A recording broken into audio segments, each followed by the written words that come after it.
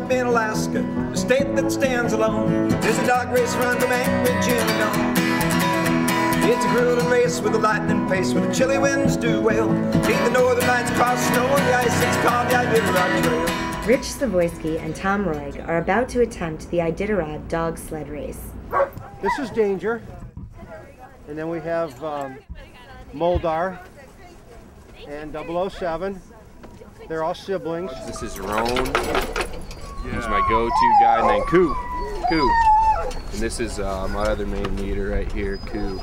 Really good dogs. They've got me through quite a few tough situations. To complete it, they will have to travel more than 1,000 miles over frozen rivers and tundra through gale force winds and sub-zero temperatures. They will have to do it alone, except for Roan, 007, and the rest of their canine companions. I grew up in southeast Alaska, over 500 miles from the start of the race in downtown Anchorage. But even there, the Iditarod is a symbol of Alaska's heritage and pride. But as for the affection Alaskans have for the Iditarod, it's not something many of us see. Very little of the state is accessible by road, and vast portions of the trail are totally isolated. This March, I decided to return to Alaska to meet some of the men, women, and dogs courageous enough to compete in the race. At 7:30 a.m., I met Tom. He trains in Ohio. This is Tom's second year at Iditarod, but he still feels like a rookie. Last year he scratched after tearing up his sled at Rainy Pass, a section of the trail known for its fierce winds. We're back to give it one more shot. We have a kind of an older dog team, so we're realistic where we should be at, back of the packers, so to speak. So our goal is to have a safe, fun time to get to know them. Most of Tom's dogs are between 7 and 10 years old, but rookie Zoya Denure trains a younger team, which she has had since they were born. Oh, it's a bond. It's like having children. I think, you raise these dogs, you know them inside out. They look back at you, and you know exactly what they're thinking. And I think they know what I'm thinking. It's a very close relationship you have when you're training dogs every single day. We have straw for the dogs to keep them warm. I've got dog blankets. I send out big people blankets, wool blankets, quilts, so I can cover all the dogs up when they're sleeping to keep them nice and warm. Sometimes we sleep together. I'll sleep in my sled basket and I'll have my lead dog lay on top of me. The dogs do most of the work, but the race is a feat of endurance for the humans as well. Most mushers I talked with said they get less than 4 hours of sleep each night. What gets mushers and dogs through the Iditarod is trust, the shared instinct of knowing when to push onward and when to hold up.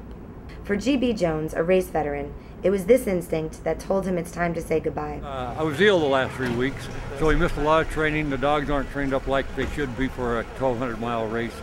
So actually what we're going to do is do the ceremonial start, and we're going to also call it our ceremonial finish. We're going to be pulling the plug here just 11, 12 miles down the trail. Just the oneness of being out there with the team, the Solitude, and no offense to all the good people around here, but just getting out and just being with the dogs. This year, a record-setting 95 mushers set out for Nome. Most of them, like GB, Rich, Tom, and Zoya, are in it for the love of the sport, the wilderness, and the dogs. But others take the competition very seriously. Today in Alaska, many of the race's heroes are household names. People like Lance Mackey, the defending race champion, Martin Boozer, who holds the record for fastest finish, Libby Riddles, the first woman champion, and Susan Butcher, who recently died of leukemia after dominating the race through the late 1980s. This year, the state instituted a holiday in her name. For the locals who follow these champions, Iditarod is also an important time of year. Winter in Anchorage is dark, cold, and quiet. All that changes during Iditarod, which relies on thousands of volunteers and brings over 3,000 tourists and $4.5 million to the city. This would probably be one of the busiest weeks of the year. There's going to be things that the natives craft with respect to the old dog team idea. And with Iditarod, a lot of people are looking for things that associate with dogs or dog teams. Yeah, so our business probably almost doubles this weekend. And the nice part with the Iditarod, it brings such a eclectic kind of adventurous crowd up here, so it's a little different than the tourists we see in the summertime. The Iditarod is big business for top mushers, too.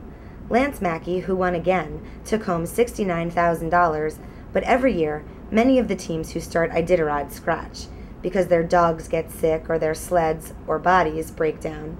Even so, many will return next year to try again to conquer the frozen north. Let me race those miles to know 1,000